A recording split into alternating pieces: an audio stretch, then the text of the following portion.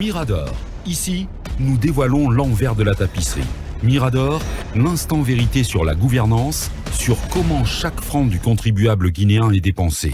Mirador, tout sur les dessous des cartes politiques sous les tropiques en Guinée. Aboubacar Diallo.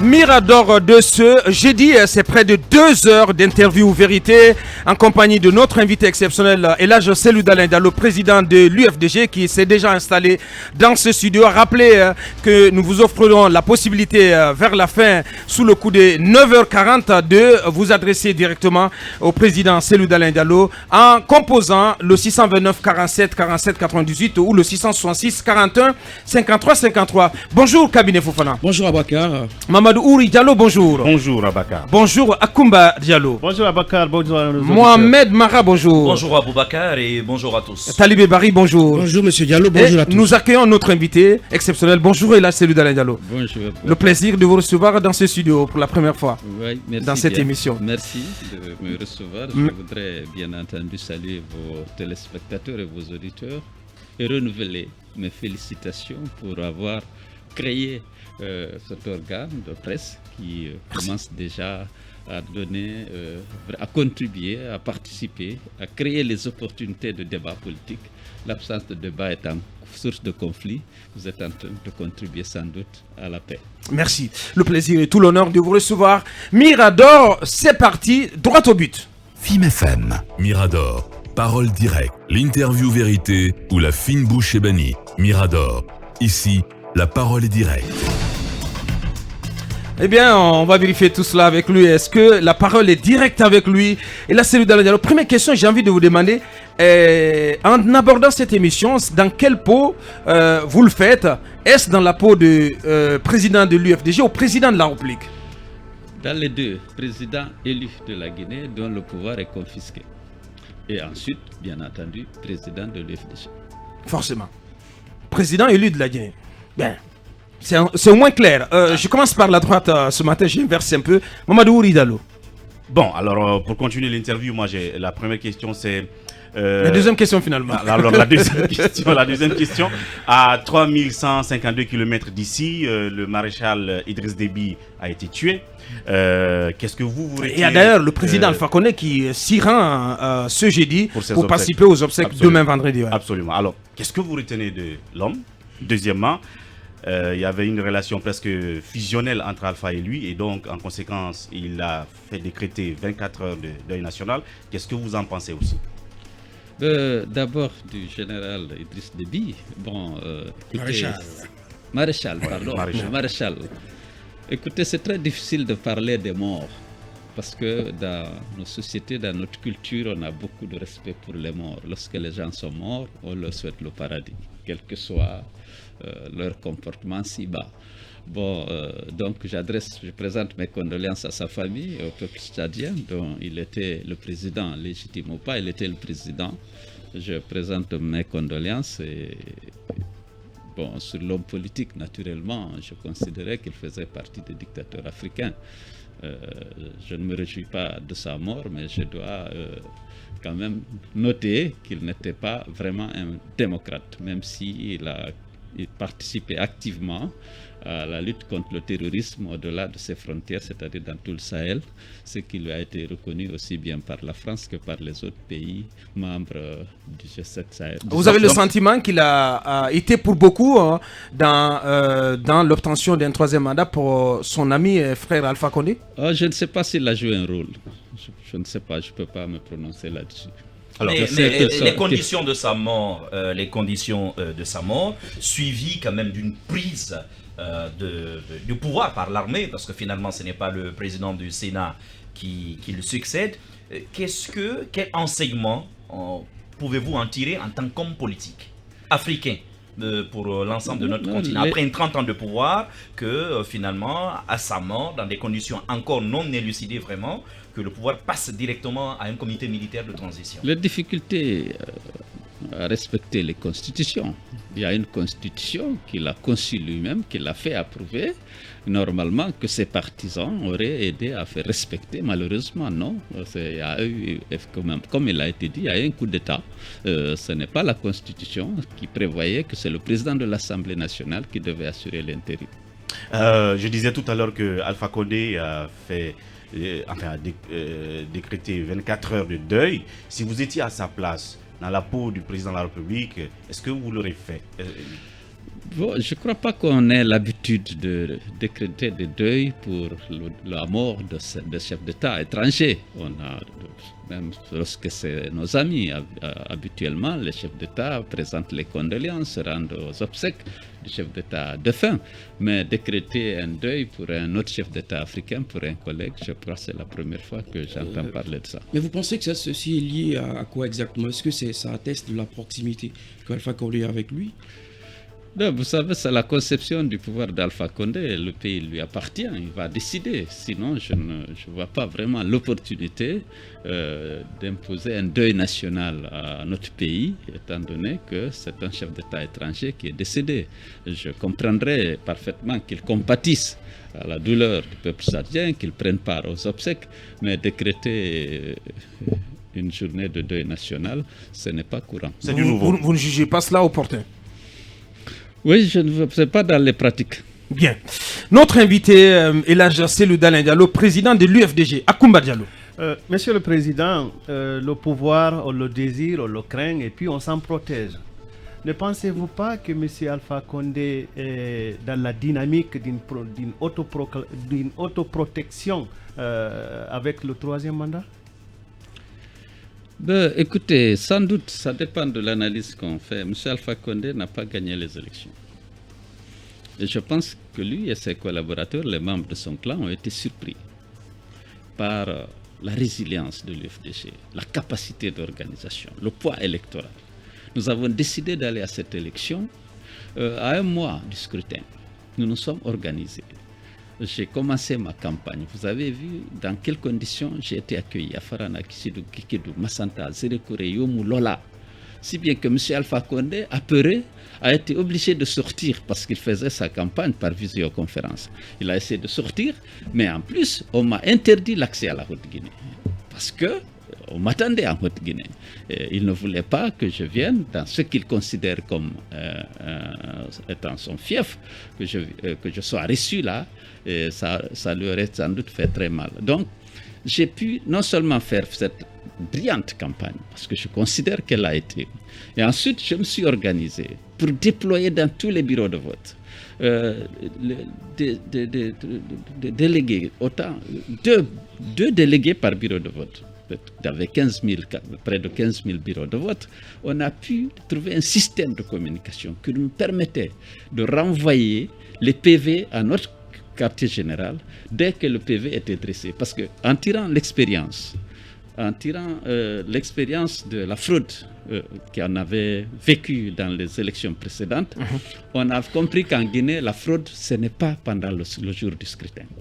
C'est après que le PV ait été dressé dans le bureau de vote, c'est dans les centralisations qu'il y a substitution de PV, de falsification de PV, falsification des résultats.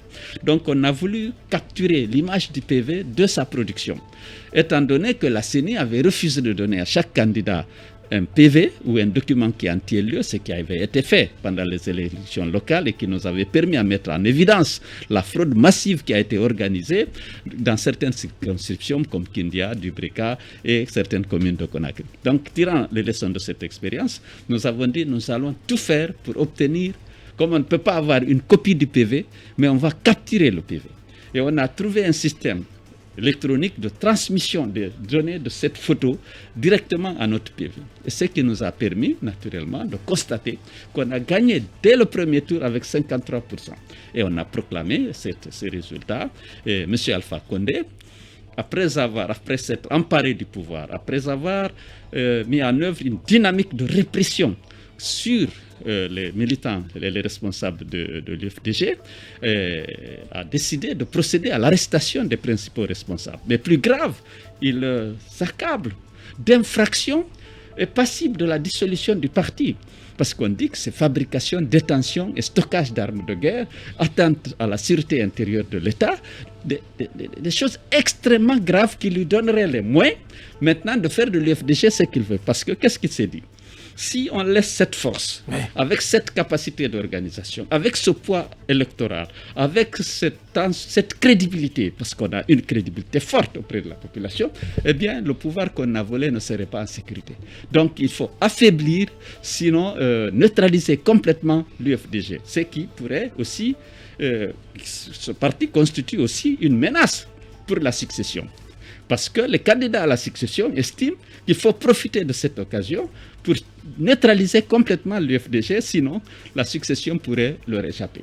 Donc on est dans cette situation de violence inouïe contre l'UFDG et d'arrestation massive de ses militants et surtout de Donc de cette façon, Alpha Condé s'autoprotège et protège sa formation politique. Oui, et puis on dit protège sa formation politique et tout ce qui pouvait être une menace pour son pouvoir aujourd'hui et demain, aujourd'hui c'est l'UFDG qui... Non, parce que pour lui, il est inconcevable que l'UFDG succède au RPG. Il vous a dit, il est toujours à la recherche d'alibi pour justifier le troisième mandat. Il dit que c'est pour empêcher Sidia et Cellou d'aller au pouvoir qu'il a pris son troisième mandat. Alors que pour moi... Monsieur le Président, il y en a quand même parmi les analystes qui vous reprochent de n'avoir pas fait une offre spéciale qui encouragerait M. Alpha Condé à se retirer du pouvoir depuis son installation en 2011, dirais-je, parce que vous avez été une force de contestation, je parle de l'IFDG, mais il y en a qui pensent que vous n'avez jamais été une force de proposition pouvant convaincre M. Alpha Condé à prendre la retraite dans la tranquillité. Qu'en dites-vous? Non, ce n'est pas aussi vrai, parce que dans mes discours, je n'ai jamais manqué de dire qu'il n'y aura pas de chasse aux sorcières et que M. Alpha Condé jouirait des privilèges d'ancien chef d'État et que tous les honneurs attachés à cette fonction lui seront réservés. Il n'y aura pas de chasse aux sorcières. Je l'ai dit et répété plusieurs fois. Est-ce que vous avez exploré des canaux discrets, des canaux diplomatiques pour justement faire parvenir ce message à Alpha Condé, pour lui donner l'assurance de la véracité de votre engagement? Non, je suis connu pour ma crédibilité. Lorsque j'affirme quelque chose, c'est que j'y crois. J'ai dit dans mon discours d'entrée de campagne, relisez-le, j'ai dit qu'il n'y aura pas de chasse aux sorcières. Et que ma préoccupation, ce sera comment rassembler, réconcilier les Guinéens.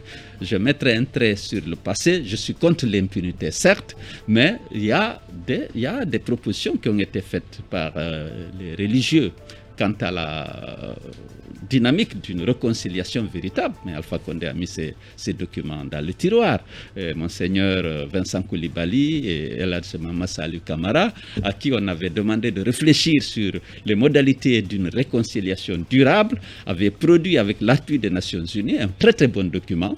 Mais on passera nécessairement par le pardon. Il faut que les Guinéens se pardonnent, il faut qu'ils se ressemblent, il faut qu'ils tournent cette page de haine et de violence pour essayer d'engager un nouveau départ dans l'unité, dans la fraternité, dans l'acceptation de la différence, différence politique, différence culturelle, différence linguistique, mais nous sommes tous des Guinéens et c'est un choix, c'est une réalité qu'on doit accepter, se tolérer et puis promouvoir vraiment la solidarité et la fraternité. Bien. Mohamed Mara. De toutes les manières, on connaît assez bien la psychologie du chef de l'État guinéen sur cette question de dictateur, entre guillemets, qui devrait quitter le pouvoir. Déjà en mars 2002, il disait sur les ondes de la BBC, justement, qu'il fallait qu'on trouve une voie, notamment l'amnistie pour les chefs d'État en exercice sur le continent, pour les inciter à partir, et il n'a pas cessé quand même de le rappeler ces dernières années. Mais on revient à des questions d'actualité et du moment. Il y a eu récemment un communiqué du département chargé de la ville et de l'aménagement du territoire qui a annoncé la fermeture de 2 cimetières, notamment à Bambeto et à Kipé 2. D'abord, quelle lecture faites-vous de cette annonce, même si le ministre semble s'être rétracté sur nos ondes en disant que ce serait provisoire? Et si le département devait exactement aller à la fermeture voire la suppression de ce cimetière, est-ce que l'UFDG s'y opposerait-elle? Écoutez, d'abord, nous sommes déçus par une telle décision. Les cimetières font l'objet de beaucoup de respect. Mais lorsqu'on sait aussi qu'à Bambeto, il y a un carré réservé aux victimes d'Alpha Condé, est-ce que ce n'est pas une tentative de faire disparaître des preuves? Parce qu'aujourd'hui, il est en train de solliciter les Nations Unies pour l'aider à identifier les corps ensevelis dans les fosses communes créées au temps du PDG. Mais est-ce que n'est-il pas en train de faire disparaître les preuves? En tout cas, c'est le sentiment que nous, on a eu en ce qui concerne ce cimetière de Bambeto, parce qu'il ne gêne pas, il y a un cimetière. Ça fait partie des éléments collectifs dans dans toute société. On a les cimetières, on a parfois là, chez les musulmans la mosquée, on a l'église. Je ne vois pas pourquoi, sauf si M. Alpha Condé veut faire disparaître les preuves. Parce que quand même, il y a près de plus de 200 personnes jeunes abattues pendant les manifestations qui sont ensevelies là. Si maintenant, telle est son intention, naturellement, ça signifie que c'est une entreprise qu'il faut dénoncer. Et je pense déjà que la CPI a été saisie par rapport à cette velléité de faire disparaître une preuve d'une violation flagrante de droits humains. Naturellement, l'UFDG condamne ça, condamne une telle entreprise dans la mesure où nous devons avoir du respect. Venir extraire ces ossements qui sont là-bas et les disperser comme ça dans la nature est une forme naturellement de dissimulation des crimes commis. Bien, allez-y Talib. Est-ce que quand Ibrahima Kourouma fait un rétropédalage et informe finalement que la fermeture ne durerait que 2 semaines, est-ce que cela vous rassure? Écoutez, bon, on attend de voir. Parce que est-ce que ce n'est pas... Parce que quand même, je pense que la société guinéenne, dans son ensemble, n'a pas bien accueilli une telle décision. Toute religion confondue, même si on s'est adressé aux musulmans, ce n'est pas acceptable qu'on vienne fermer d'abord et ensuite déplacer un cimetière. Mais vous savez, ce pouvoir, dès que il prend une décision qui n'est pas bien accueillie et qui est source justement de désaccord, il peut changer de position ou se poser de se demander qui a pris cette décision, comme on a vu dans les éléments de casse. Mais s'il renonce à la décision, c'est déjà une bonne chose parce que c'était pas une bonne décision. À défaut, comme Mara le demandait, est-ce que l'UFDG envisage une action quelconque si jamais l'idée d'une fermeture définitive devait prendre forme concernant ceci? Pour le moment, nous sommes à la phase de dénonciation, de désapprobation et de critique, mais s'il y a des actions, on le verra plus tard. Je pense que ce n'est pas un problème seulement de l'UFDG, c'est un problème de la société guinéenne. Avant de parler de l'UFDG, derrière l'écran publicitaire, un mot rapidement sur ces événements douloureux de Kouroussa la semaine dernière. Qu'en avez-vous pensé? Oui, j'ai condamné, j'ai fait une publication pour condamner l'usage abusif de la force chaque fois qu'il y a une manifestation. Je considère que les gens, qu'ils aient tort ou raison, qu'ils aient raison ou tort, on ne peut pas utiliser les armes à feu pour un maintien d'ordre, pour rétablir l'ordre dans un pays. Ici, c'est les habitudes d'Alpha Condé, malheureusement. Il y a eu 2 morts. Il y a eu 2 morts et plus de 8 blessés. Et ce n'est pas la première ville de la Haute-Guinée où il y a eu contestation, où il y a soubresaut. C'est récurrent depuis l'élection ou la réélection d'Alpha Condé que plusieurs parties de son bastion, la Haute-Guinée, se soulèvent pour dénoncer des manques d'infrastructures, pour dénoncer d'autres formes d'insatisfaction. Qu'est-ce que cela vous inspire? Le fait que c'est à partir de son bastion, la Haute-Guinée, que la contestation part. Cette contestation ne date pas des élections. Vous savez, bien avant les élections, il y avait une contestation pour les promesses non tenues, pour l'absence d'infrastructures. Et moi-même, j'ai eu à dénoncer effectivement le manque d'infrastructures à Haute-Guinée. Il y a cette région où, je dis, en 2015, on constate que 61% du budget d'investissement, c'était vers la région. Mais ce n'est pas pour réaliser des infrastructures, c'est pour sortir l'argent et enrichir le clan. Il n'y a pas 2 kilomètres de plus en Haute-Guinée depuis qu'Alpha au pouvoir. 2 kilomètres de bitume. De route nouvellement bitumée. Oui, mais il y a la route Kankan-Mandiana qui est en train d'être réalisée et une bonne partie de cette route est déjà bitumée, monsieur le président. Oui, c'est un projet qui n'est pas terminé encore. Bon, c'était pas, c'est-à-dire si le gouvernement, sa volonté était de faire la route et de non de sortir l'argent. C'est un projet que moi-même j'ai initié sous le président Lansana Conté. Odiene Mandiana Kankan. Nous avons, Patrick Kachi et moi, nous avons signé ensemble la demande de financement auprès de l'ABAD. Le président Bagbo a appelé le président Kabash, qui était le président de l'ABAD, pour lui dire que ce projet était un projet urgent. Au point que le président de l'ABAD, Kabash, le Marocain qui était à l'ABAD, a accepté de financer le projet sur un PPF, c'est-à-dire sur un fonds spécial qui n'obéirait pas à toute la procédure, qui permettrait dans la diligence de faire l'étude de faisabilité du projet. Ce qui avait bloqué notre initiative, c'était le fait, parce qu'il y a eu la rébellion en Côte d'Ivoire et en septembre 2002, donc il y a eu cette occupation d'une partie de la Côte d'Ivoire. Alors, on avait déjà identifié les bailleurs de fonds potentiels. La BAD acceptait d'être chef de file. Odiene, Mandiana, Kankan avec la construction du pont sur le Sankarani. Pourquoi essayer de sortir de ce projet et essayer sur le BND, qui est déjà très faible, essayer de financer ça. Ouais. Il fallait vraiment... Autant de d'abord, questions. Le projet inter-État fait l'objet d'attention et de soutien des bailleurs de fonds parce que ça désenclave c'est un projet inter-État qui permet d'assurer la fluidité du truc.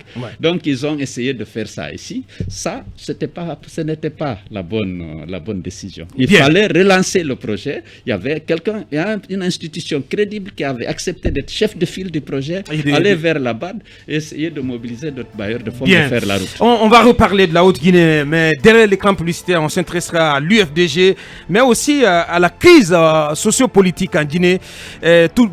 Beaucoup de questions à poser à notre invité. Vous aussi, vous avez la possibilité de lui adresser vos questions sous le coup de 9h40 en composant le 629 47 47 98 ou le 666 41 53 53. Une courte pause pour un nouveau point de l'actualité sur Film FM depuis le studio B. Et d'ailleurs, on revient pour continuer cette interview. Bien, on redémarre avec vous, Kabinet Fofana. Monsieur le Président de l'UFDG, des lendemains douloureux de la présidentielle, l'UFDG, selon vous, a-t-elle eu raison d'y aller?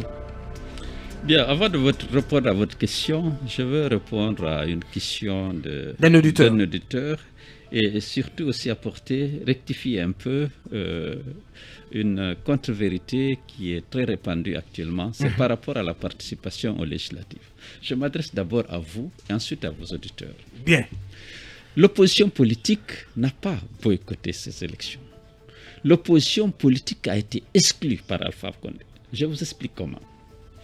Lorsque, après la révision, la CENI a affiché les listes électorales avec 8 300 000 électeurs affichés, c'était la liste officielle, ce qui représentait 68% de la population guinéenne. Ce ratio est dans toute la région aux environs de 40%. Le ratio le plus élevé, c'est au Sénégal avec 41%. En Côte d'Ivoire, c'était 31%. Nous-mêmes, en 2010, c'était 39%. Donc, il y avait 3 millions d'électeurs problématiques qui avaient été déjà identifiés lors de l'audit du fichier mené en 2018 par l'Union européenne, la francophonie et les Nations unies. Nous nous sommes retrouvés à mon siège. L'UFR, l'UFDG, le PADES, toute l'opposition politique qui détenait 45% des sièges dans l'Assemblée sortante. Oui. On a dit d'exiger que le fichier soit assaini conformément aux recommandations pertinentes de l'audit. D'autant plus que, par coïncidence, 3 millions d'électeurs ne s'étaient pas présentés, qui étaient dans les fichiers et qui étaient effectivement ces problématiques. Nous avons donc décidé de suspendre notre participation pour exiger que le fichier soit assaini. Plus tard, d'abord le pouvoir a dit que c'est à prendre ou à laisser, que le fichier est bon. L'OIF a dénoncé le fichier et l'organisation a été renvoyée. Alpha a fait venir la CEDEAO pour confirmer que le fichier est bon. Mais c'était tellement gros que la CEDEAO n'a pas pu confirmer le fichier. Elle a dit qu'il reste 2 500 000 électeurs problématiques. Électeurs problématiques, pour être définitif. Et Alpha apparaît le 18 février à la télévision et rappelle que la Guinée a toujours respecté l'Union africaine et la CEDEAO. Comme c'est la CEDEAO qui le demande, et compte tenu de l'attachement de notre pays à cette organisation sous-régionale, à la création de laquelle on a participé, qu'il accepte de reporter de 3 semaines les élections pour éliminer les 2 495 000 électeurs fictifs. Par cet acte, il donnait raison à l'opposition, il acceptait l'affinissement, mais il dit tout de suite en conclusion qu'il est hors de question d'accepter l'opposition. Donc c'est une exclusion, on nous aurait donné le choix de participer ou pas, parce qu'entre-temps, il avait décidé de coupler le référendum aux élections législatives. À partir de cette décision qui a été rendue publique à la télévision par Alpha lui-même, qui dit « je reporte », mais il est hors de question d'accepter l'opposition. Parce que préalablement, vous aviez déjà décidé de suspendre, attention, de suspendre jusqu'à ce que le fichier soit justement des fichiers. Donc en conséquence, les délais de dépôt des candidatures étaient selon eux déjà fermés. Non, mais c'était pour une raison valable qu'il venait de rendre valable. Dès lors qu'il dit accepte qu'il y a 2 500 000 fictifs, puisque nous avions suspendu notre participation au processus à cause de ça, il devrait nous permettre de nous donner le choix de prendre part ou pas. De revenir dans le processus. Donc c'est une exclusion parce que le motif pour lequel on a suspendu notre participation, c'était à cause de ce fichier. Mais c'est toute l'opposition. Vous comprenez? Et donc, à partir de là, il faut accepter qu'on a été exclu du processus. Et c'est le président en personne qui a fait cette déclaration à la télévision le 18 février. Donc, vous n'avez pas boycotté, vous avez été exclu. Oui, mais monsieur le président de l'UFCD, pour certains, la stratégie aurait conseillé de présenter vos candidatures et de mener la bataille à l'intérieur du processus. Parce que finalement, Alpha, comme vous l'avez dit, fait éliminer les électeurs mis en cause, mais déclare que il vous ferme la période de dépôt était close. Attendez, alors, soyons d'accord. Nous avons dénoncé ça. Dénoncer l'existence des 3 millions et le non-respect. Là-dessus, on est bien d'accord. Ouais, on a dénoncé, ils disent que c'est à prendre ou à laisser. On a dit qu'on ne peut pas prendre part avec où lui, il a une réserve de près de 2 500 000 électeurs, que ça ne servait à rien, puisqu'on validait, une fois qu'on validait le fichier, l'élection présidentielle qui était prévue vers la fin de l'année, on n'aurait jamais eu l'assainissement de ce fichier. Si on avait validé ça, parce que c'est notre résistance, et nous avons saisi et l'OIF et nous avons saisi et la CEDEAO, tous les partenaires techniques et financiers qui appuient habituellement la Guinée dans les élections, pour dire que c'est non. Le fichier n'est pas bon, on ne peut pas participer. On a dit qu'on exige l'assainissement du fichier et que tant que le fichier n'est pas assaini, on suspend. Peut-être que c'est question stratégique. Mais il faut reconnaître nous a donné raison, mais on en a profité pour nous exclure. On n'a pas eu le choix. Alors, les lendemains douloureux après la présidentielle, comme le cabinet le demandait, que vit l'IFDG, est-ce que cela valait la peine d'aller à cette présidentielle au regard justement de la chape de plomb qui s'abat? Est-ce que vous avez eu raison d'aller à cette présidentielle? Parce qu'il y a beaucoup de polémiques là-dessus. Absolument. Absolument. D'abord, vous connaissez le rôle joué par l'UFDG dans la lutte contre le troisième mandat au sein du FNDC. Pour nous, c'était une voie jumelle. Étant donné que par les manifestations dans les rues sur les places publiques, on n'a pas obtenu de résultats, et que nous étions convaincus qu'Alpha était tellement décrié dans le pays, y compris dans ces fiefs où la contestation ne faiblissait pas, il fallait lui priver de la légitimité de s'octroyer ce troisième mandat en participant. Et évidemment, on a atteint cet objectif et ensuite on a mis en évidence vraiment la capacité d'organisation et le poids électoral de l'UFDG. Et donc nous avons très très bien fait de participer. Finalement, ça a été source de friture entre vous et vos amis du FNDC. Tout à fait. Nous avons essayé de les convaincre que la lutte contre le troisième mandat, que la participation à l'élection présidentielle était une voie jumelle à la manifestation dans les rues et les places publiques. On ne s'est pas compris sur ça, mais on a eu encore... Il faut le préciser, on a eu le débat au sein du FNDC. L'UFDG ne s'est pas retiré. nous sommes au cours d'une réunion, trois partis ont estimé qu'il y avait à leur sein des groupes qui étaient pour la participation aux élections.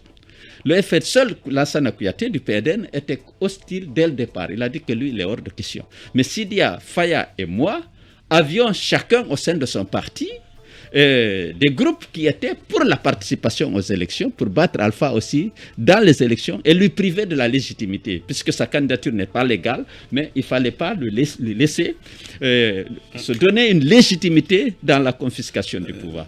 Et à l'issue de discussions, finalement, Sidia a estimé qu'il a pu convaincre le groupe qui était pour la participation. Et moi, j'ai consulté les fédérations et 88% des fédérations étaient pour la participation, étaient contre ce qu'ils appelaient la chaise vide.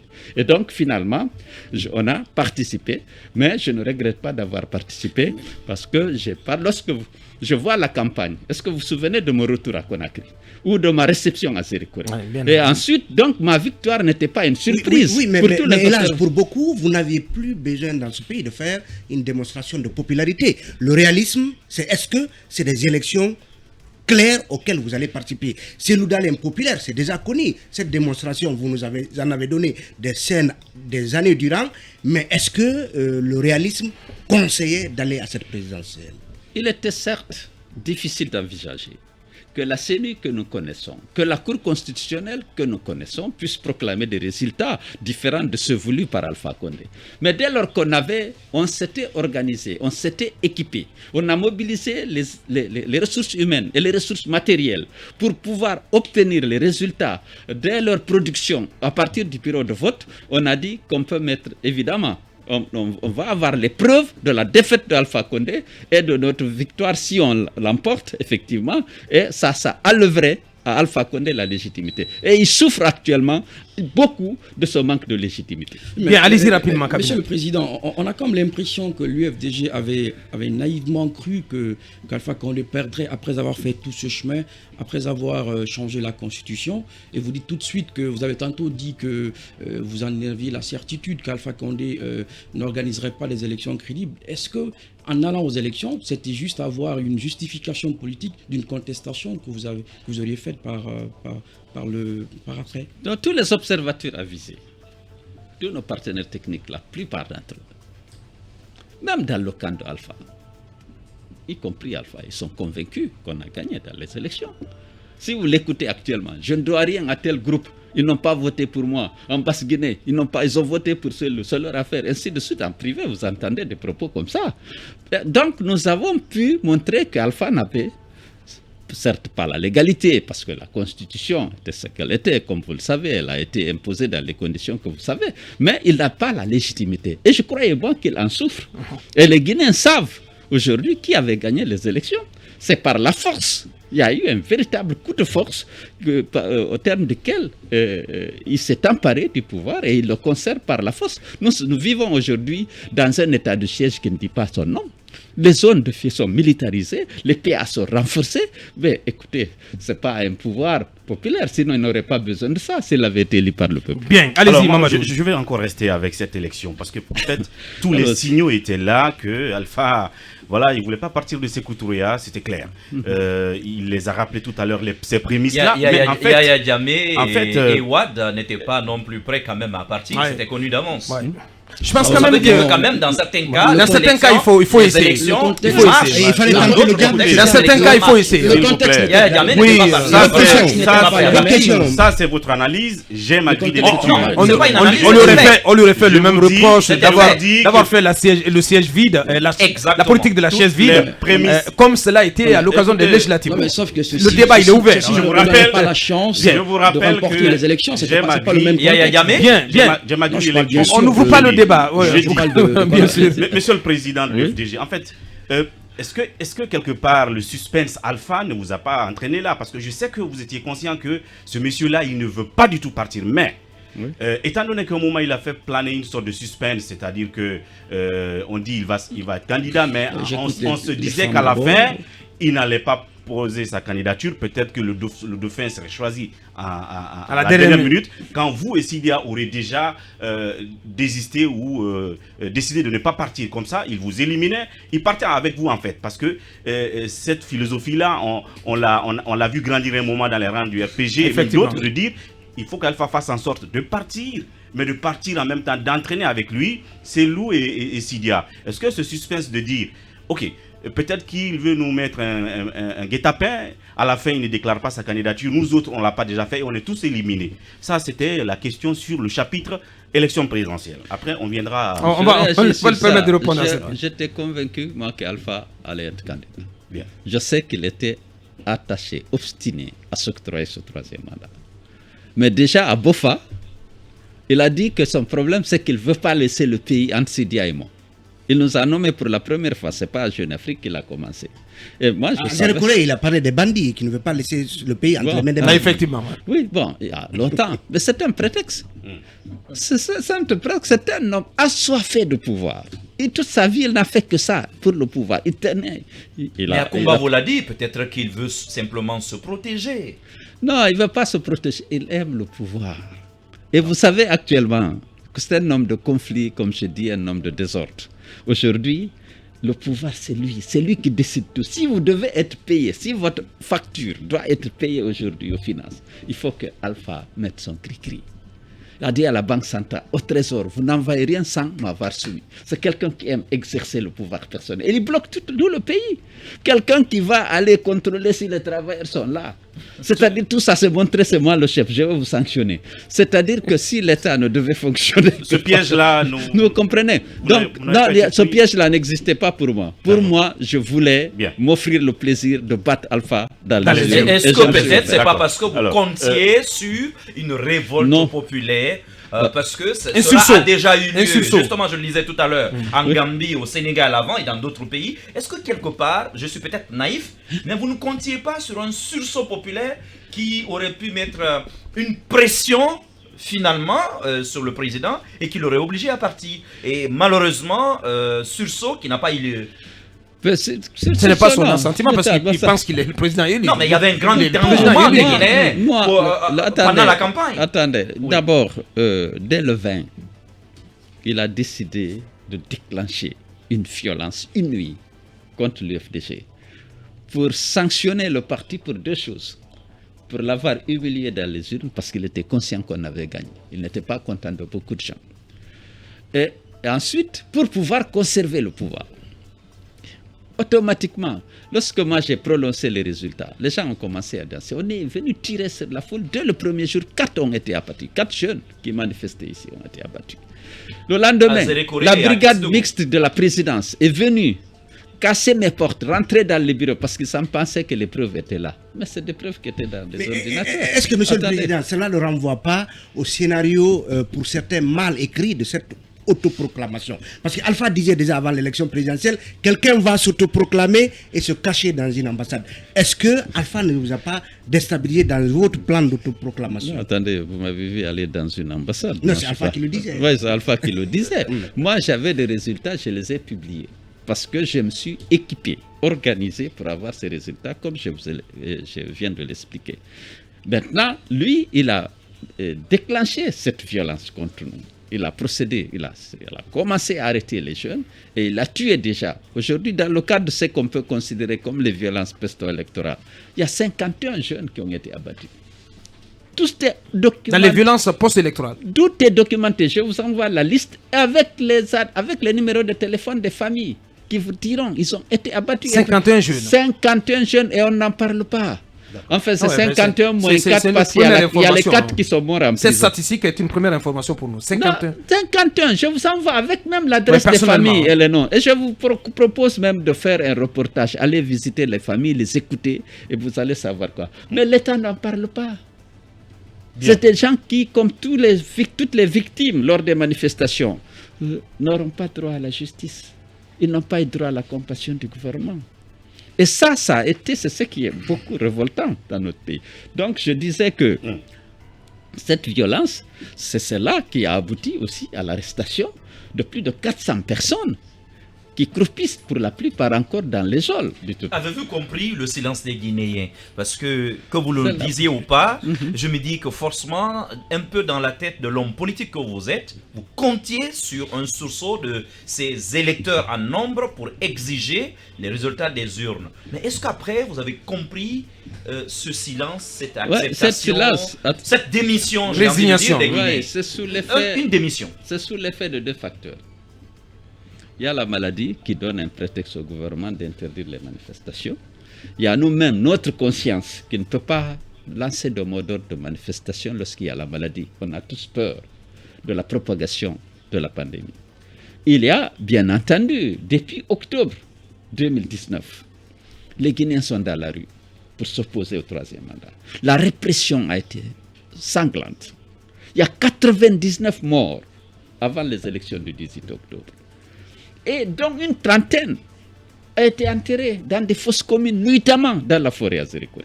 Aucune enquête, aucune compassion du gouvernement. Ceux qui ont été arrêtés avant, pendant et après le double scrutin à Azerikore, les 61 personnes viennent d'être condamnées. Ils étaient tous temps arrêtés, certains avaient été déportés à Cancan. La violence a été inouïe, 99 morts, dont le gouvernement ne parle pas comme si ce n'étaient pas des citoyens guinéens, comme si c'était des agresseurs extérieurs, alors que ces gens ne faisaient qu'exercer leur droit, celui de manifester dans les rues et sur les places publiques pour s'opposer à un projet de changement de constitution qui est à la fois illégal mais antidémocratique. Donc, voilà la situation. Bien. Il y avait quand même donc plus d'un an. La résignation. Oui, il y a les PA ont été renforcés, l'armée a été réquisitionnée, n'oubliez pas tout ça, et puis il y a la pandémie. Bien, l'armée, la pandémie, donc autant de facteurs donc, qui ne favorisent pas la mobilisation. Nous allons marquer une nouvelle pause pour nos obligations commerciales et pour un nouveau point de l'actualité depuis le Studio B. D'ailleurs, on revient pour continuer cette interview. On va parler de la cellule d'Alain Diallo empêché de sortir du pays depuis la tenue de l'élection présidentielle. Prends cette interview avec vous, Akoumba Diallo. Monsieur le Président, vous vous êtes fait désirer à l'Assemblée nationale, je parle de l'IFDG, comme on réclamerait le soleil sur des journées pluvieuses. Et même certains de vos adversaires estiment qu'ils auraient souhaité que vous soyez là parce que quand vous étiez là, quand votre parti était là, il y avait quand même une certaine qualité qui entourait les débats. Vous n'y êtes pas dans des conditions que vous avez largement expliquées ici, mais j'aimerais bien savoir, est-ce que vous avez mesuré l'impact d'une telle absence, non seulement pour le peuple de Guinée qui avait besoin de savoir comment est-ce que les affaires publiques sont conduites, mais aussi est-ce que vous avez mesuré, s'il est possible que vous le partagiez avec nous ici, avec le public, l'impact que cela ait créé au sein de votre parti politique dans un premier temps. Et dans un deuxième temps, vous avez participé à l'élection présidentielle. Sous réserve peut-être de vos clarifications, je ne suis pas sûr que le fichier électoral est fondamentalement changé. Les récriminations que vous aviez formulées pendant les élections législatives, je pense qu'elles restaient quand même d'actualité sous le fichier, sous l'empire duquel vous avez participé à l'élection présidentielle et vous avez proclamé les résultats. J'aimerais bien paraphraser un homme d'État allemand qui disait que quand je pose des appâts pour un cerf, je n'attends pas qu'une seule biche se présente pour que je tire. Vous avez fait votre comptabilité et vous avez publié les résultats. Qu'est-ce qui motivait cela et quelle était la stratégie interne? Allez-y. Très bien. Alors, par rapport à l'absence à l'Assemblée nationale, bien évidemment, on aurait voulu participer au débat. Nous étions à l'Assemblée nationale pour défendre la Guinée. Pendant 6 ans, nous avons siégé. Nous avions un groupe parlementaire de démocrates républicains, les républicains démocrates.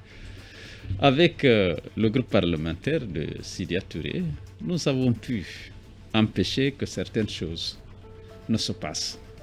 Nous n'avons pas pu, par exemple, obtenir qu'une commission d'enquête soit mise en place. Il y a eu beaucoup d'affaires, entre guillemets, pour lesquelles on a exigé que l'Assemblée, dont c'est le rôle de contrôler l'action gouvernementale, qu'on puisse mettre une commission d'enquête comme ça se passe dans tous les pays. Mais pour la faire, il faut la majorité. Et la majorité était avec le pouvoir. Ils ont systématiquement refusé. Pendant 6 ans, on n'a pas mis en place une seule commission d'enquête parlementaire. Mais nous étions là pour dénoncer ce qui se passait.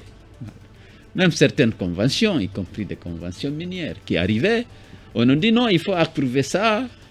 On dépose la convention lundi, on dit qu'il faut qu'elle approuvée mercredi, c'est un document comme ça, et que parce que le président doit rencontrer un tel chef d'État. On s'est abstenu, on a dit qu'on est contre la Guinée.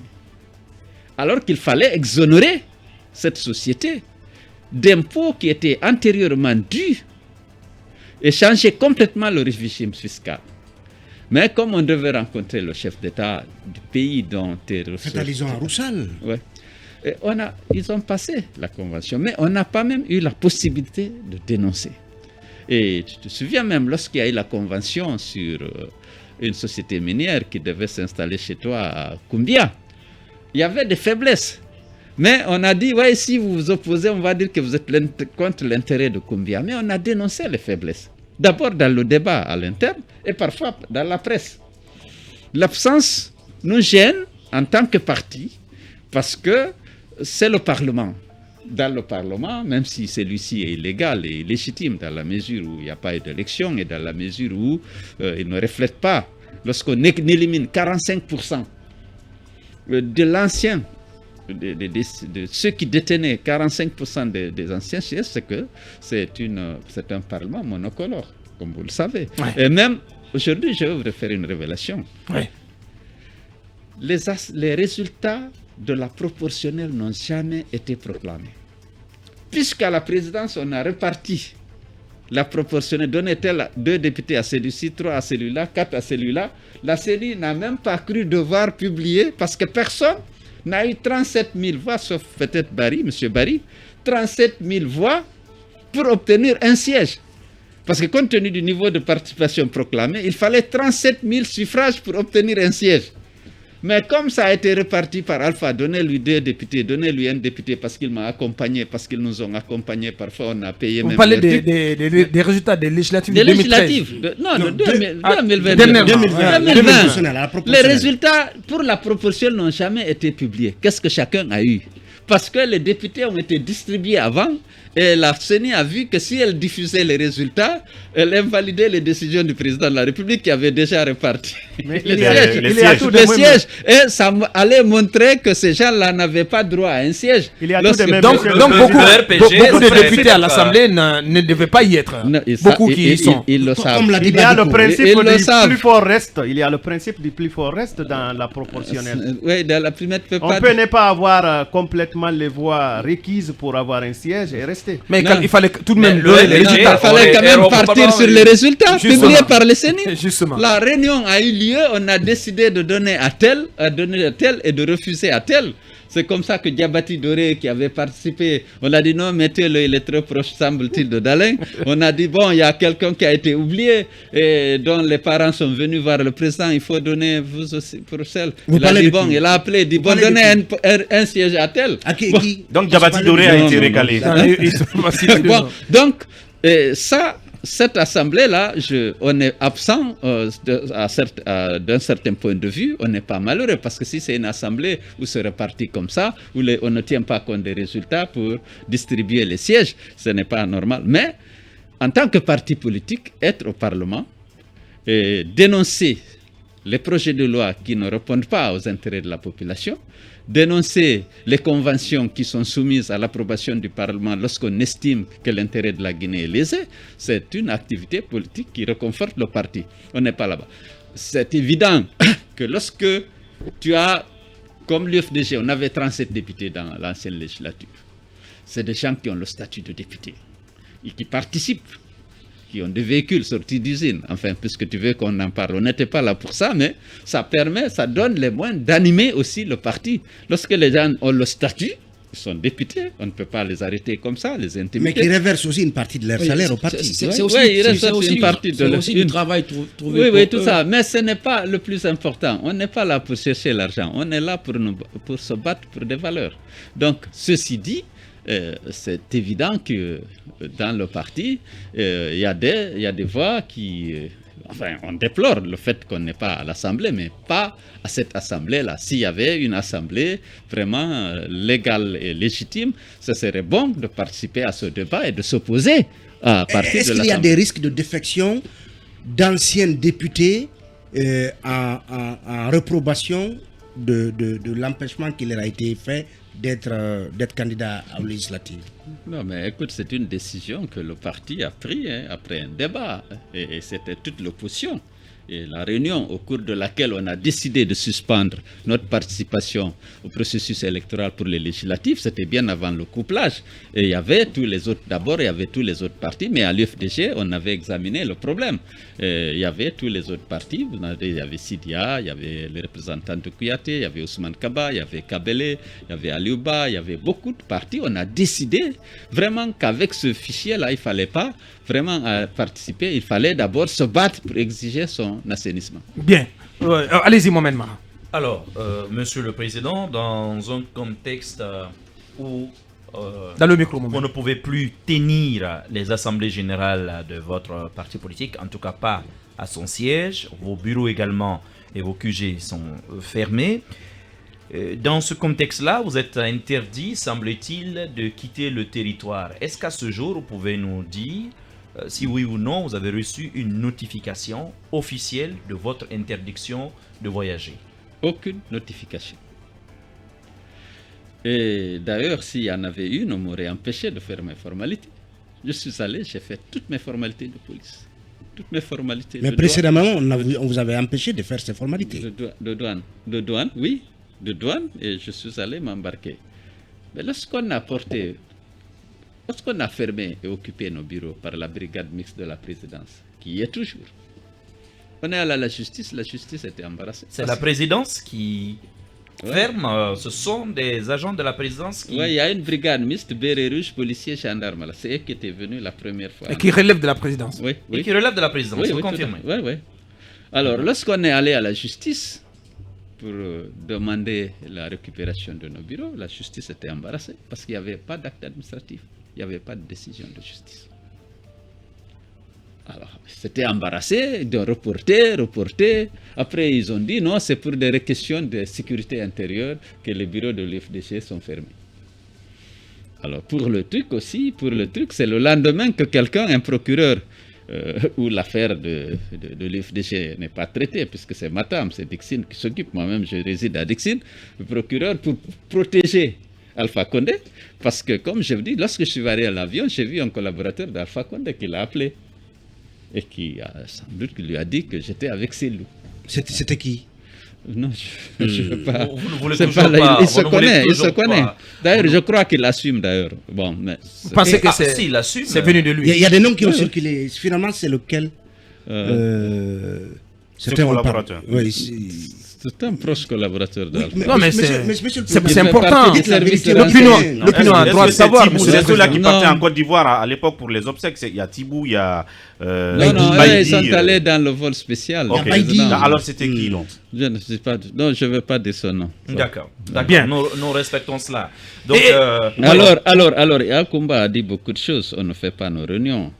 Certes, je ne voyage pas, mon épouse et moi, naturellement, mais le plus grave, c'est que mes collaborateurs les plus proches sont détenus.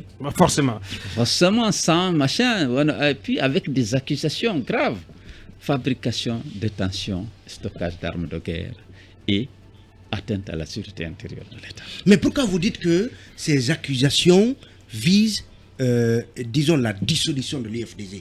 Est-ce que c'est le parti qui est accusé de mener de telles activités? Vous pensez que le plan derrière, c'est de neutraliser l'UFDG? Oui, Alpha veut se donner. De toute façon, vous savez que c'est lui qui fait tout. C'est lui qui fait tout. C'est lui qui rédige avec les accusations. Vous avez écrit le communiqué du commissaire Ndiaye avant même l'arrestation des gens qui sont activement recherchés alors qu'ils n'avaient même pas reçu de convocation. Ousmane Gawal, Selou Baldé, Chérif Ba, ils étaient activement recherchés. Et voilà pour à fabrication, détention et d'armes de guerre. Mais avant leur arrestation, Monsieur le Président, vous convenez quand même avec nous qu'il y a eu plusieurs incidents judiciaires autour de personnes, que ce soit des gardes-corps à vous, après malheureusement le meurtre de notre confrère Koula Diallo auprès de votre siège, mais plus tard le cas de Grenade. Donc il y a toujours eu ces petits doutes sur des détentions d'armes dans votre entourage immédiat. Oui, alors, écoutez. Clarifiez-nous cette situation. Non, attendez. Oui. Ne retournez pas, si vous voulez, depuis 2011, 2012, 2013, 2015. Il s'agit de personnes. Ousmane Gawal, Cherif Ba, on les accuse nommément de fabrication, de détention d'armes de guerre. Il ne faut pas dire qu'on avait accusé... Étienne Soropogui aussi. Étienne Soropogui, c'est d'avoir lu les résultats de nos compilations, des résultats. C'est ça. Mais on transforme ce qu'on considère là comme un délit en crime, c'est-à-dire qui correspond à la fabrication, à la détention et d'armes de guerre. Aujourd'hui, ce que je veux dire, est-ce que vous n'êtes pas, c'est pas surprenant? Peut-être qu'à partir déjà de tous ces faits que j'ai cités tout à l'heure, déjà dans l'esprit du pouvoir, il y avait un plan. Il y avait quand même un plan. Parce que toujours on a parlé d'armes. Attendez, le pouvoir ne travaille pas avec l'esprit, c'est avec des faits. Vous comprenez? Si on dit que Ousmane Gawal fabrique des armes de guerre, il faut qu'on montre l'atelier où il est en train de fabriquer. Si on dit qu'il les détient et qu'il les stocke quelque part, on aurait dû faire une percussion et le montrer. Mais on ne peut pas fabriquer comme ça des infractions aussi graves, les coller aux gens sans aucune preuve. Parce que vous savez bien que Ousmane Gawal, il est très actif dans la communication politique. Il chaîne le pouvoir. Et il était dans les médias, il est le patron de la cellule de communication de l'UFDG. Selou Baldé était directeur de campagne à l'Abbé. Cherif Ba était directeur de campagne en Basse-Guinée Nord. Abdoulaye Ba était directeur de campagne à Kindia. Et alors, ces gens-là, quel est le crime qu'ils auraient commis? C'est d'avoir fait la campagne de l'UFDG et d'être vraiment des gens actifs, visibles, audibles dans le dispositif de l'UFDG. C'est des hommes politiques. Le pouvoir n'accepte pas d'entendre qu'il soit qualifié de détenu politique. Qu'est-ce que vous en pensez? Mais ça veut dire que ça rentre dans une entreprise de déstabilisation d'un adversaire incorruptible et indomptable, qui a fait preuve de résilience, l'UFDG, et qui a mis en évidence sa capacité d'organisation et son poids électoral pendant ces élections, qui a battu Alpha dans les urnes. Et il fallait vraiment affaiblir cet adversaire. C'est un adversaire politique, cet adversaire indomptable et incorruptible depuis 2011, qui est resté constant dans l'opposition pour dénoncer la mauvaise gouvernance, de façon légale. Qu'est-ce que c'est? Alors l'autre question concernant toujours vos lieutenants en prison, c'est au sujet de leur état de santé. On a abondamment parlé de Selou Baldé, et plutôt de Ousmane Gawal, mais beaucoup plus de Cherif Ba, dont nous avons entendu l'épouse dernièrement sur cette antenne. Qu'est-ce que vous faites? Qu'avez-vous comme message à l'endroit du pouvoir en place en ce qui concerne au moins la possibilité à offrir à vos lieutenants de pouvoir se traiter, se soigner? Parce que Cherif, selon son épouse, a besoin d'aller se faire traiter, se soigner à l'étranger. En brèche, quand même, le ministre de la Justice qui a dit plus tôt que son état de santé est plutôt stable. Écoutez, ça c'est ce que le ministre dit. Cherif Ba est d'un certain âge, qui a l'habitude de voir 2 fois par an son médecin. Il a des problèmes de nature cardiaque. On le laisse. On peut les mettre en examen et les laisser chez eux. Ils ont suffisamment de garanties. Mais c'est cette volonté d'Alpha Condé d'affaiblir, d'humilier. C'est ça qui est derrière cette séquestration de nos gens, en leur privant des droits les plus élémentaires. Que vous reste-t-il à faire? Non, il faut qu'on exige leur libération. Parce qu'ils sont là simplement pour des motifs politiques. Au-delà de la dénonciation, évidemment, nous dénonçons le système. Et nous, comme je l'ai dit tout à l'heure, nous saisissons toutes les organisations de défense des droits de l'homme qui, heureusement, ces organisations-là s'expriment, condamnent demande et exige la libération des gens. Le département d'État récemment a fait état de ça, et vous savez, si on a perdu aussi le MCC, c'est en raison de la violation récurrente des droits humains et du recul de la démocratie dans notre pays. Les députés européens, les députés français aussi sont en train de prendre des initiatives pour évidemment exiger la libération de ces prisonniers. Parce que Mme Bachelet a bien dit que c'est des prisonniers politiques auxquels on attribue des infractions de nature à vraiment obtenir des arguments pour les condamner en disant que c'est des civils auteurs de crimes contre des crimes et d'autres. Bien. Et là, je salue Dalin Diallo, président de l'UFDG, notre invité. On parlera derrière l'écran publicitaire des enquêtes judiciaires, parce que le Premier ministre, Dr Kassory Fofana, hier chez nos confrères de Dioma, a eu cette déclaration. Cette opposition bloque toute manifestation de la vérité. Elle terrorise les victimes pour qu'elles refusent de témoigner, a affirmé donc Kassory Fofana hier sur en tout cas l'élucidation les efforts d'élucidation donc sur les circonstances des tueries en Guinée. Une nouvelle pause et un nouveau point de l'actualité avant donc d'attaquer la deuxième et la dernière partie de cette interview. Question en peu de temps, allez-y cabinet Fofana. Monsieur le président de l'UFDG, sur les enquêtes judiciaires, le Premier ministre disait hier chez Dioma que cette opposition bloque toute manifestation de la vérité. Elle terrorise les victimes pour qu'elles refusent de témoigner. Qu'en pensez-vous? Et puis l'autre question, c'est sur les rapports internationaux. Et tout à l'heure, il y a un auditeur qui a dit que manifestement, la communauté internationale ne met pas suffisamment de pression sur le régime d'Alpha Condé. Et qu'en pensez-vous Et qu'elle se contente des déclarations, des rapports, des condamnations. Écoutez, si ce n'était pas par respect pour vous et vos auditeurs, je n'aurais pas répondu à la première question. Et pourquoi? Parce que ce que le Premier ministre raconte, ça n'a aucune base. C'est une revendication constante de l'UFDG et de l'opposition que des enquêtes soient menées pour identifier les auteurs des crimes commis lors de la manifestation. Il n'y a pas eu un seul dialogue politique où on n'a pas revendiqué et obtenu un engagement ferme du gouvernement de diligenter des enquêtes sérieuses pour identifier les auteurs de ces crimes. C'est nos militants qui sont tués dans les manifestations. Comment voulez-vous qu'on fasse obstruction à la manifestation de la vérité? Nous voulons que les auteurs soient identifiés et punis conformément à la loi, parce que nous avons une responsabilité morale. Nous lançons des mots d'ordre. Et c'est en répondant à ces mots d'ordre que les gens sortent. Lorsqu'on les tue comme des lapins, nous sommes choqués et nous exigeons la justice depuis 2011. On ne l'obtient pas. Et on va dire que c'est aujourd'hui, c'est l'opposition ou c'est l'UFDG qui refuse à coopérer pour la manifestation de la vérité. Et est-ce que vous reconnaissez Kassory lorsqu'il tient de tels propos? Je dois avouer... Vous qui l'avez pratiqué, qui l'avez côtoyé. Voilà, justement, je ne le reconnais pas. Lorsqu'on dit qu'Alpha Condé est fort pour transformer les gens, je crois qu'il a effectivement fort. Parce que Kassory que j'ai connu, qui était d'une certaine droiture, d'une certaine probité, qui était attaché à la valeur, il ne peut pas dire des choses comme ça. Actuellement, il répète des choses qui plaisent à Alpha. Vous pensez que c'est non, dicté? sinon, ce n'est pas possible.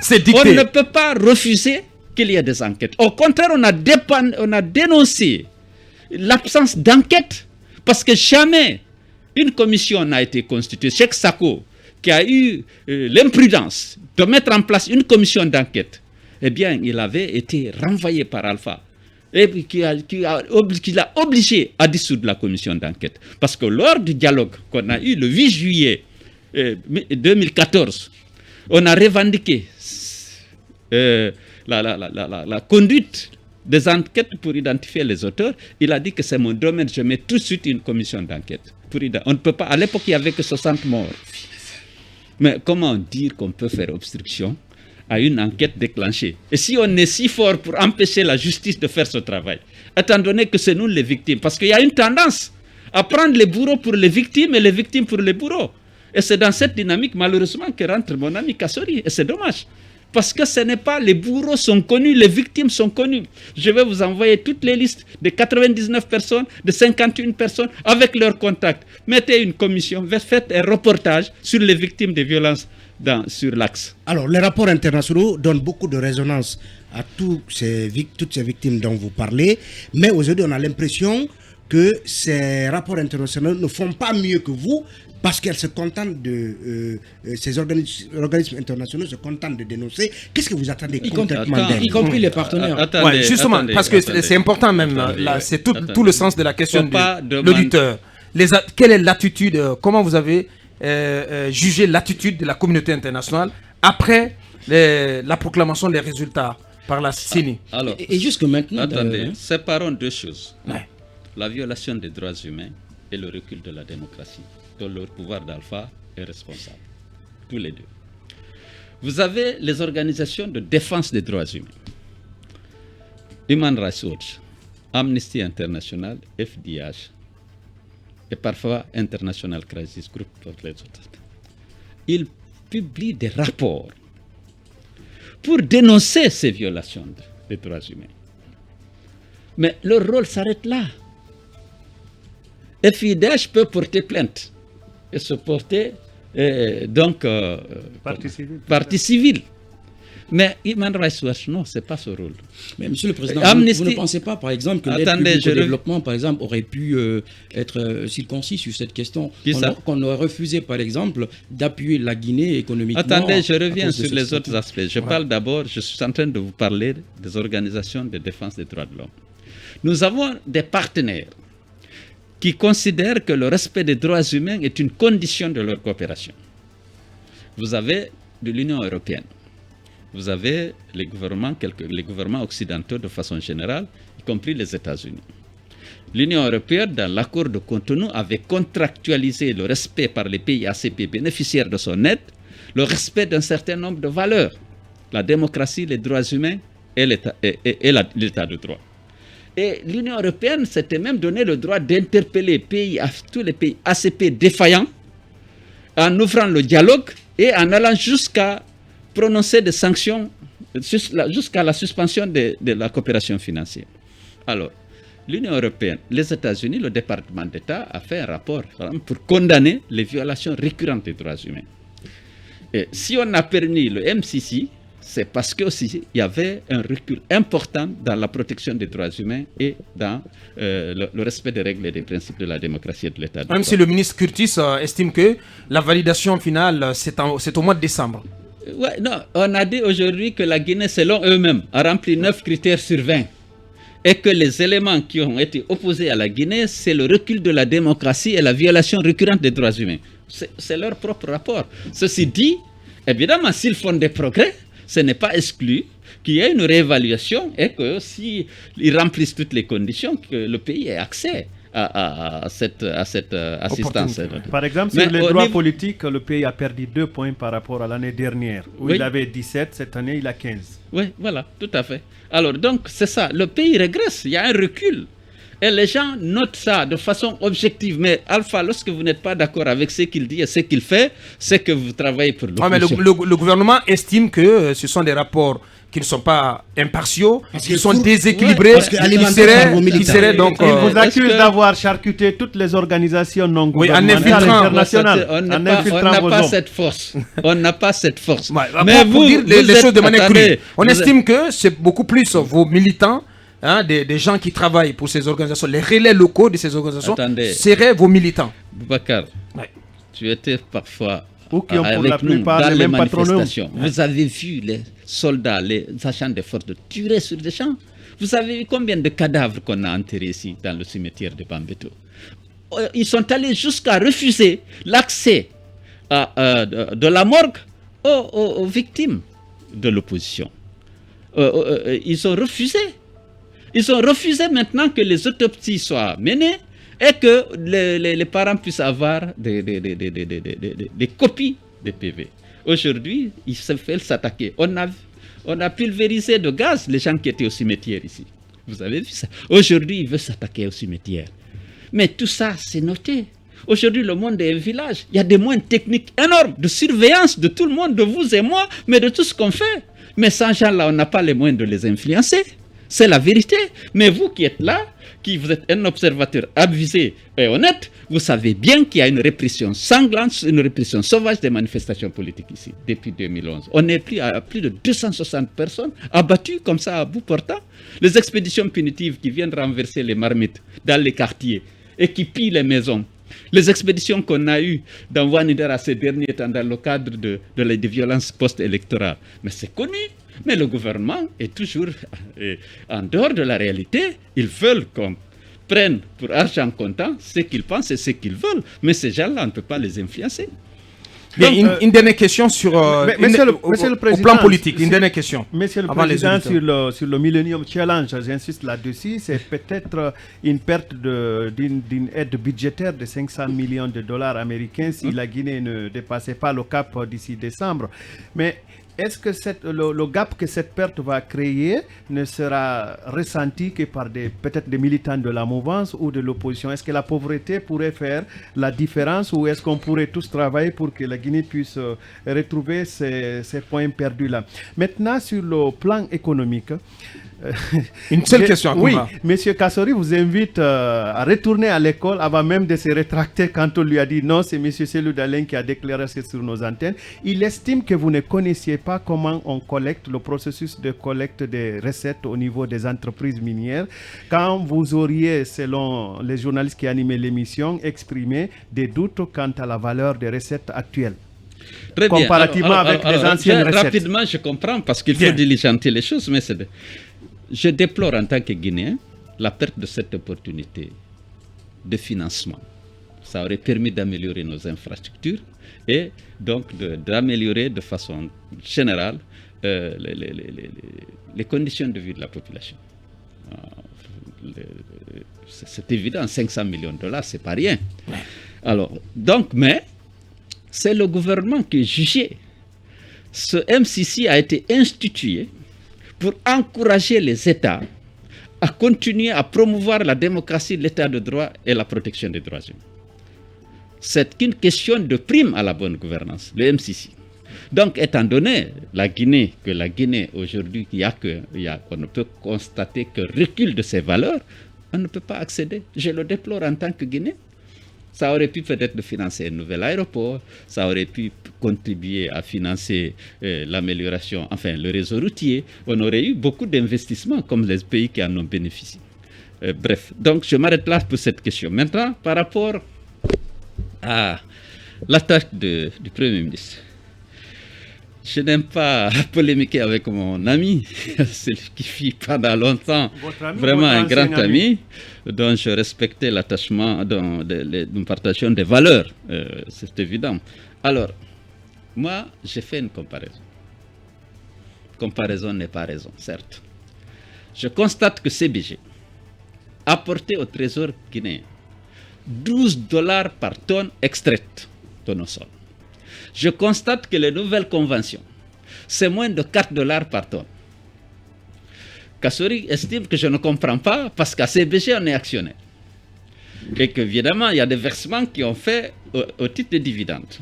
Il y a des versements qui ont été faits au titre de l'allocation des infrastructures, parce que je rappelle que les infrastructures de CBG appartiennent à la Guinée, qui ont été financées par la Banque mondiale et la dette était remboursée par CBG à hauteur de $14 millions chaque année. Et en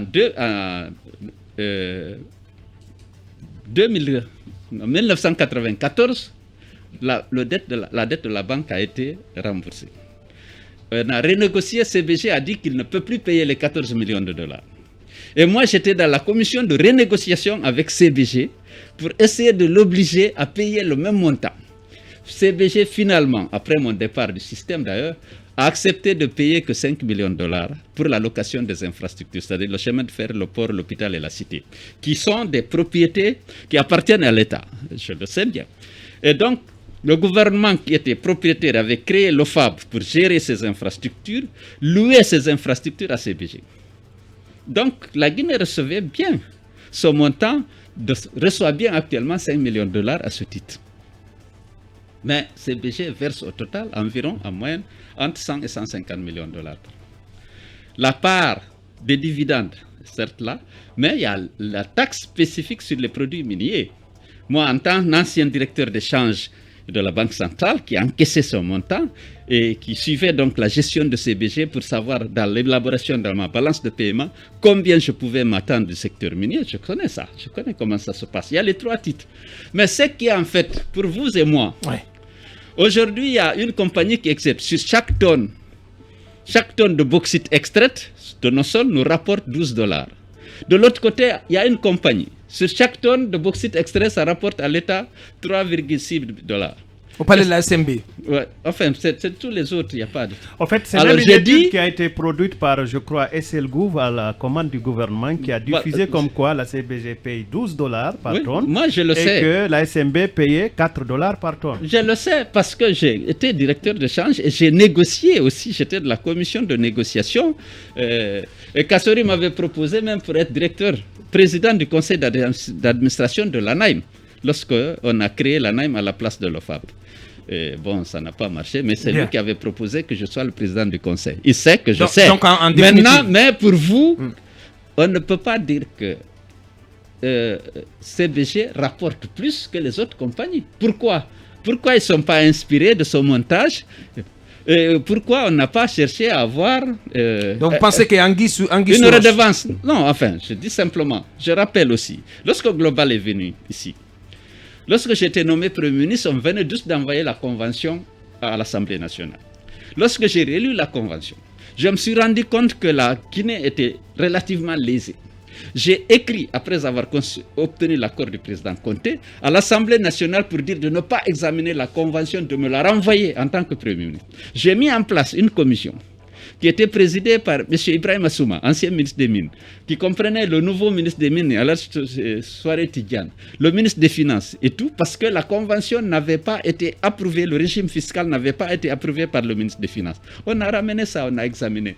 Mais c'est sur la base du rendement de la tonne de bauxite au trésor que j'avais estimé que la partie guinéenne était lésée et que j'ai demandé que la convention qui était en examen déjà à l'Assemblée, de suspendre l'examen et de me renvoyer la convention à la même chose aurait dû être faite dans le cadre des autres conventions, si on vous suit très bien. Nous allons à présent permettre à nos auditeurs de s'adresser à notre invité. FIM FM, Mirador. Pour rien au monde, nous n'allons servir de caisse de résonance du politique. Notre mission, c'est de façonner l'opinion publique sur les enjeux sociétaux. Mirador. Ici, on sonne le glas de la compromission. FIM FM. Mirador. Empoignade. Sans filtre, face aux questions des citoyens. Et là, Selou Dalenda, le président de l'UFDG sur FIM FM, et donc qui s'apprête à répondre à vos questions. Vous nous appelez au 629 47 47 98 98 et 666 41 53 53. Premier auditeur au bout de fil. Bonjour. Oui, bonjour Bouakar, bonjour à mon président Elad Mamadou Selou. Je suis Bemasori Doumbouya, son fédéral jeune de Diction 1. Allez-y, monsieur Sori Doumbouya. Non, je sais juste d'abord féliciter le président de la République pour lui dire que c'est le symbole de l'espoir des Guinéens aujourd'hui. Mais en plus, j'ai une question. Monsieur le Président, vu tout ce qu'aujourd'hui l'État s'acharne contre vous, contre votre personne et votre contrepartie et tous les militants de l'IFDG, une fois au pouvoir, est-ce que, Monsieur le Président, vous n'allez pas vous venger? Merci beaucoup. Et vous allez interdire les autres tout simplement vraiment de faire la promotion de la Guinée et non la vengeance des règlements des comptes. Merci. Bien. À vous, Monsieur le Président. Merci. Est-ce qu'on a un second auditeur sur l'autre ligne? Oui, on va prendre aussi sa question. Il est en direct. Bonjour. Oui, bonjour Aboubakar, bonjour à tout le vaillant peuple de Guinée. Bonjour à vous. À quel nom vous répondez? Vous nous appelez d'où? Je m'appelle Diallo Mamad Bobo, je vous appelle depuis Dixine. Allez-y. Je voudrais dire bonjour à mon président de la République, Selou Dalenda Diallo. Bien. Je voudrais vous poser une seule question. Monsieur le Président, quelles sont les relations entre vous et la communauté internationale en ce qui concerne les détenus politiques? Je veux dire, votre collaborateurs qui sont détenus à la maison centrale. Quelle est votre relation pour leur libération, Monsieur le Président? Je vous remercie. Merci bien à vous. On va lui permettre... est-ce qu'on va prendre un troisième? Et voilà, ce sera le dernier. Allez-y. Est-ce qu'il est là? Bonjour. Bien, vous allez répondre rapidement à ces deux questions avant de prendre d'autres auditeurs. Alors, par rapport à la première question, j'ai horreur de l'injustice, j'ai horreur de l'impunité. Mais lorsqu'on est un politique, on accède au pouvoir dans ce pays, il y a des arbitrages difficiles à faire. Mais je privilégie le pardon et la réconciliation. Même ce qu'on m'a fait personnellement. Je donnerai l'exemple dans le pardon pour que les Guinéens oublient ce passé douloureux et qu'on s'engage dans un nouveau départ. Bien. Sur la communauté internationale, vos relations... La relation avec les partenaires techniques et financiers... La libération des détenus politiques. Effectivement. Oui, par rapport à la libération des détenus politiques, je sais qu'il y a beaucoup de partenaires techniques qui essayent de faire des pressions amicales sur Alpha Condé pour la libération des détenus politiques. Il y en a qui dénoncent cette incarcération de leaders politiques, même si Alpha se défend pour dire que lui, il n'a pas de prisonniers politiques.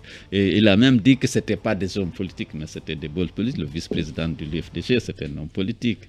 Et évidemment, toutes les personnalités qui sont aujourd'hui détenues à chose, c'est des hommes politiques. C'est dans le cadre, bien entendu, d'activités politiques qu'ils ont été incarcérés et les infractions que leur col ne correspondent pas du tout à la réalité. Bien. Deux derniers auditeurs donc, qui vont s'adresser à notre invité. Un premier, bonjour à vous. Alors bonjour. Bonjour. À quel nom vous répondez oui? Je suis Excellence Baldeux, le vrai numéro 1 de démocrate en Guinée. Je vous appelle depuis l'ancien poste scolaire Garbature. Oui, Excellence Baldeux.